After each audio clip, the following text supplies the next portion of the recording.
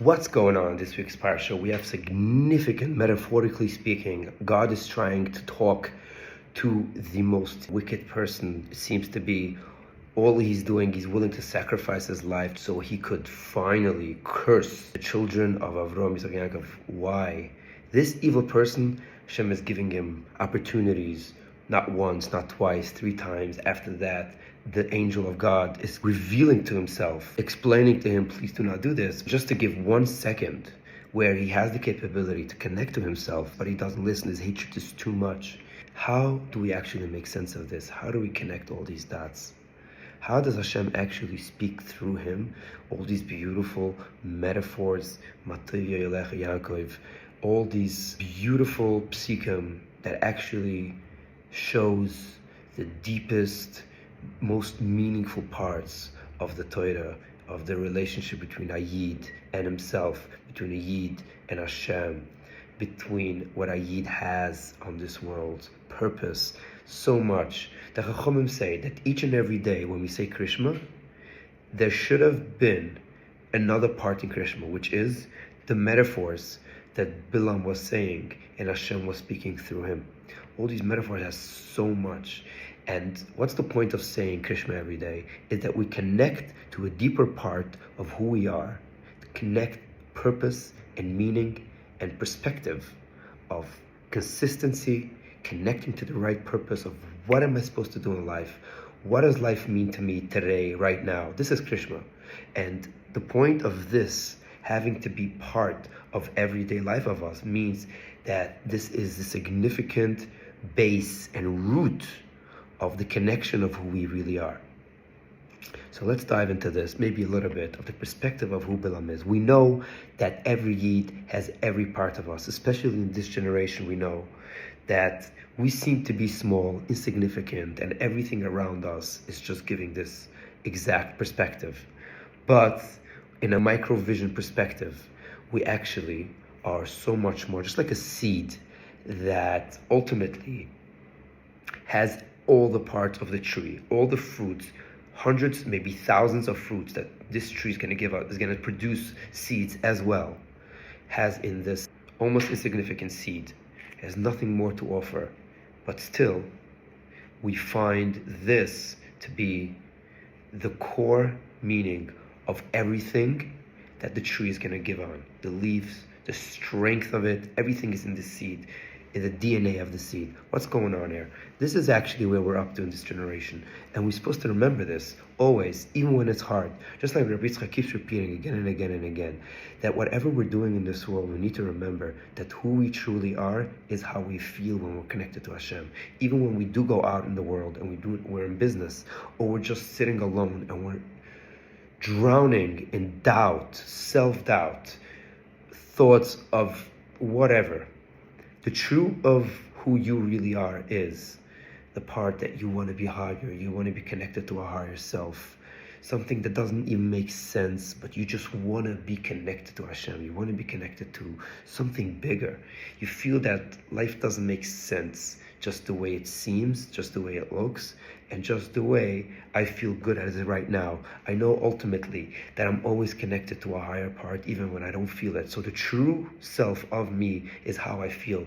Shabbos Friday night, Shabbos morning, Shabbos Shidas, whenever I have a holy moment, this is the true me, and this is what gives me courage for the rest of the week, so I can continue, even when it's hard, to tap into that place where I was, and it stays forever. A holy Shabbos doesn't leave you, it stays with you if you choose to not push it away. If you choose to recognize that moment of who you truly are, then it stays with you forever. God himself, the Torah that we're learning, and ourselves is one. What does that mean? So, as we were saying, we're all a microcosm of the whole world. Everything that's happening in the world has something inside of us. Everything that's happening, especially in the Torah, There's one significant part that's the deep side of us, that's all connected. And through the Torah, we get to see a bigger part of ourselves, a deeper part of ourselves. We get to see HaKadosh Baruch Hu inside of us. So this week's Parsha, let's see what it teaches us in this perspective. We all have a Moshe Rabbeinu inside of us. We all have a Bilam inside of us. What does that mean? The true self is the Moshe Rabbeinu. We're always connected to that. And we need to remember it even when it's hard and even when it doesn't make sense. But unfortunately, most of the time, or rather fortunately, we are actually connected to Bilam, which gets us to a higher place to elevate or rather bring down HaKadosh Baruch Hu even in the lowest places in the world. How do we do this? We connect to who is Bilam and go down to the bottom of who Bilam is, so we can also connect to it and understand that we're in a place of Bilam. And when it seems to be that Bilam is the one in control of us, it's not just Bilam. There's so much more. There's also a Moshe Rabbeinu. And without pushing away the Bilam, we stay with the Bilam, but we also bring down Moshe Rabbeinu with it. And we realize who the true self is. And that's how we get to elevate it to a higher level. And at the same time, we bring down Hashem. We bring down the creator of the universe and the world, down to the lowest and to the places that seems to be the most insignificant parts that doesn't make sense, the painful places, the places that are confused, the places that seems to be insignificant. So how do we do this? Let's tap into who Bilam was. Bilam is a person that has no self. He lost self. All he's doing is kuvad. He wants to attract. He's living upon other people's perspective of who he is. He needs Bulak to tell him what to do. He doesn't have a self. He's lost his self. Maybe some people would say that this is actually a beautiful part. This is unav. There's no self. How beautiful is that? It's almost like selfless. But the truth is, the Torah Zukt, Moshe Rabbeinu was unav mikol udam. He truly was the most humble person in the world ever. How could that be? He speaks to HaKadosh Baruch Hu, he knew it, he was honest with it. How could he be the most humble person by being also, at the same time, always connected to HaKadosh Baruch Hu? They say he was the biggest Navi, he was the biggest prophet that could ever be in this world. Why? Because he was always in a state of prophecy. All the other prophets, how holy and connected and elevated they were, they needed to tap in and meditate for a long time, as the Rambam is masber, to get to a place where they can receive the prophecy. Moshe Rabbeinu was always in a place of receiving prophecy. How could that be? The process is, the meaning of that is that HaKadosh Baruch Hu doesn't want you to break yourself as a nobody. He wants you to realize that HaKadosh Baruch Hu is so big that whatever I think I am is insignificant in HaKadosh Baruch Hu's perspective.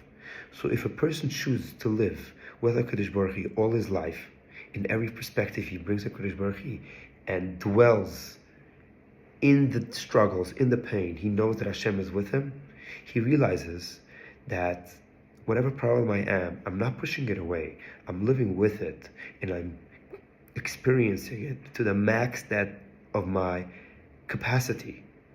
But I'm still doing it together with Hashem. And if Hashem is with me, in his perspective, it's insignificant. Because he's in a place of no end. He's in a place above time, in above place. And in his dimension, there is no pain and there is no struggle. So if we can live with both these worlds, a place of unlimited potential and a place of oneness, and also in a place of, yes, I am right now in pain and I'm feeling it and I'm not escaping it. Finding the balance of these two is exactly what Moshe Rabbeinu is. There's more to talk about it, and every person is supposed to find it in themselves, in their own words, in their own perspectives, in their own language, how you choose to bring out your pain, how you choose to feel and connect with your inner, deeper, scary parts of you, or even beautiful parts of you. But it's your language. You are the artist of your life. So you have to find your words for it. I'm just using my terms. So if you can meditate for a second and connect with your Bilam, what is that? Just realize that the parts and the times when I feel insignificant, that's Bilam. There's other parts that I feel like I'm connected with my true self, but I also have this creative part of me, something that doesn't feel endless. It feels like a flow of life. That's Moshe Rabbeinu. I can still be humble. I can still realize that I'm connected to something so much bigger. I'm part of a beautiful, meaningful, connected thing, that the whole world is actually one, and the whole world is mirrored in myself, and I am mirrored in the whole world. How does that even make sense? I'm one of 8 billion. How could that be? How could that be that I am mirrored in everything that's happening in the world right now, in the past, in the future? And the same goes the opposite way. Whatever I choose to do, the whole world gets affected by that. You have to tap into a higher place that my understanding does not grasp, is incapable of grasping a deeper meaning of what this actually is. So I'm choosing to go on one step at a time, and I realize that Hashem has a plan for me, and I'm doing it in my way, in my artistic, the way I connect the meaning of the world, and ultimately, I'm part of the bigger picture. I'm just one puzzle piece, but in this one puzzle piece, I get to see the whole entire world. This is the perspective of Moshe Rabbeinu. So, if we can also tap into a deeper place of Bilam, if we can name Bilam ego. Both are egos. There's a healthy ego, and there's a not healthy ego, as we all know. Ego is what drives us. Ego is what gets us in so many problems. You don't even realize how much ego plays part of us. Ego is, to be in a natural instinct of self-respect, is also ego. So what's going on here? So ultimately, ego is not a part where everything is bad and you need to break that. Ego is basically coming to a place of a flow. If because I feel something, and for all the right reasons you feel that, and you do not escape that, but still there's something that I feel, and because I feel this, I feel stuck. I cannot move on. I'm going in circles because of this thought, feeling, emotion, whatever it is. And you may be right, and you probably are right to feel that way, and to even demand respect. But ultimately, do you feel stuck by that perspective? That's the ego of Bilam. Hashem gave him so many opportunities to tap out of his ego, to tap out of what's good for him, ultimately, and for the whole world as a whole. He had powers that regular people did not have, but still he was stuck in his ego, and therefore he wasn't able to move on to a deeper level of himself and to let the flow going.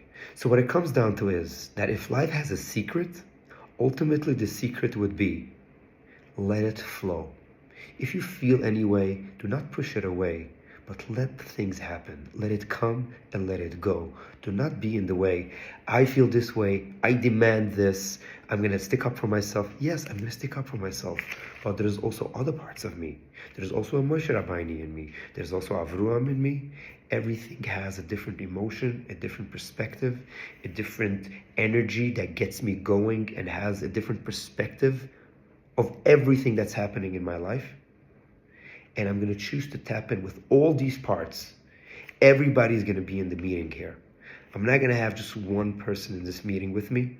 All this inner child, the older child, the one that tries to always have problems, all the inner children, the adults, all the parts of me are going to be in this meeting together.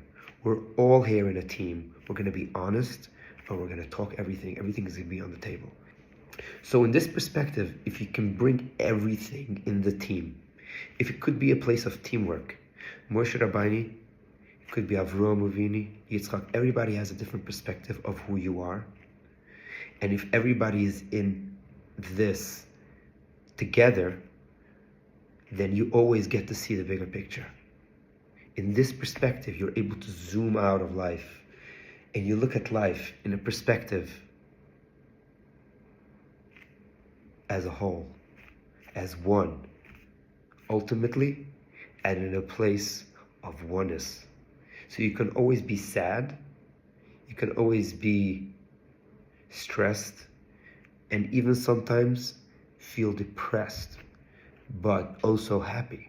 Because if you can tell yourself, yes, part of me is feeling sad, part of me is feeling very angry, but also there's other parts of me. Right now I'm tapping into this part, but this is not only who I am. I'm not losing everything because of this part. There is more to it. We're not only Bilam. We also have a Shabbos a few days ago, and we felt so connected, or not. But we know that there is more to it. And with that perspective, we get to bring Shabbos. We get to bring HaKadosh Baruch Hu. We get to bring the true deep self of who we really are into every second and every struggle, into everything that we have in this world.